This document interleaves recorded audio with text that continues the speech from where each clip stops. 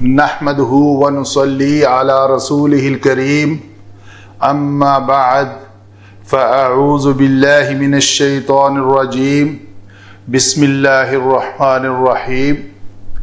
آج کا ٹاپک ہے جی ہمارا جملہ انشائیہ کی 10 اقسام میں سے 2 اقسام جو ہیں، ٹوٹل تو اس کی امر نہی، استفہام، عقود، تعجب، قسم مختلف ہیں، لیکن یہ جو 2 اقسام ہیں تمنی و ترجی، اس کا جو پروننسیشن ہے یہ کثرت سے کتب میں اس کے اوپر زبر زیر پیش نہیں لکھی ہوئی، تو ہم چونکہ اردو سپیکنگ جو ہیں، اردو میں اس لفظ کو ہم تمنا پڑھتے ہیں تو ہم اس کو تمنا اور ترجا کہنا شروع کر دیتے ہیں، اور ہر بندے کی اپنی اپنی جو سمجھ ہے وہ کہہ لیتا ہے۔ یہ میں علماء کی نہیں بات کر رہا، میں بیسک لرنر کی بات کر رہا ہوں، جو نیا پڑھنا شروع کیا ہے جس نے، تو اس کو وہ کیسے پڑھے، تو وہ کلیئر کرنے کے لیے ایک چھوٹا سا ٹاپک بنایا ہے کہ یہ لفظ اصل میں ان کا روٹ ورڈ کیا ہے اور یہ کیسے ترجی اور تمنی بنے، جملہ ترجی اور جملہ تمنی۔ تو یہ ایک میں لیتا آتا ہے اور ایک میں لعل آتا ہے۔ تمنی جو ہے اس میں لیتا ہے اور ترجی میں لعل آتا ہے۔ تو اختصار کے ساتھ میں بیان کر دیتا ہوں، تفصیلاً میں نے لکھ لیا ہے، اس کا سکرین شاٹ لے کے پرنٹ آؤٹ کر کے آپ اپنا حصہ بنا سکتے ہیں کتاب کا۔ را جیم واو مادہ سے باب تفاعل سے کلمہ ہے ترجون۔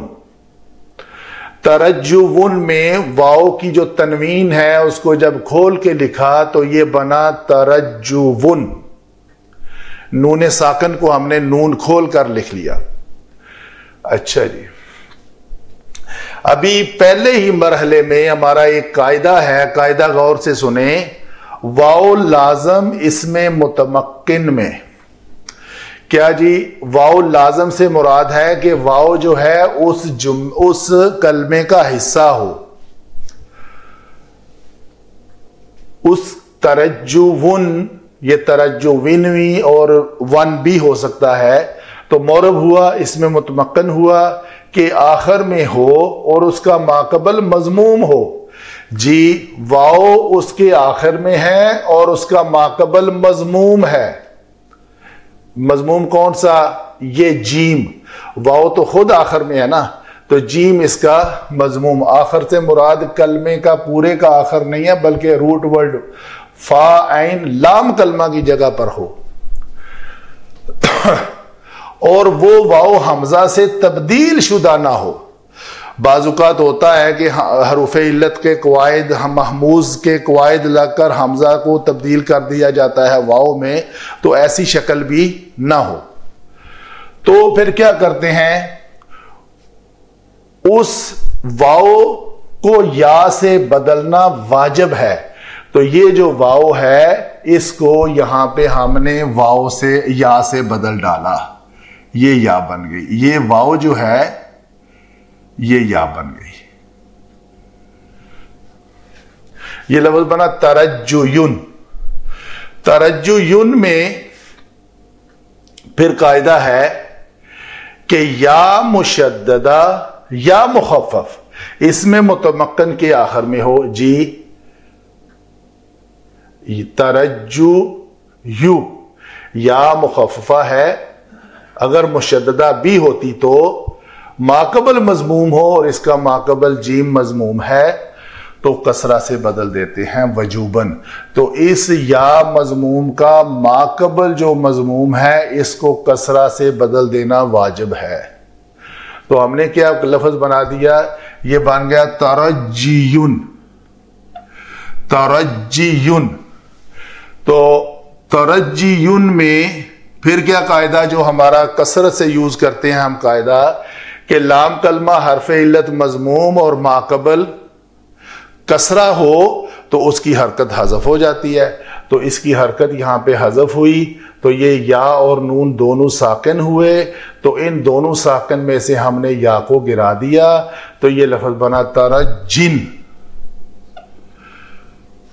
ترجن میں آگے قاعدہ ہے کہ نون تنوین یا نون تاکید خفیفہ ثقیلہ نہیں کو ماقبل حرکت کے مطابق حرف علت سے بدل دیتے ہیں جوازن، یعنی نون تنوین کو ماقبل کی حرکت کے مطابق حرف علت میں بدل دینا جائز ہے۔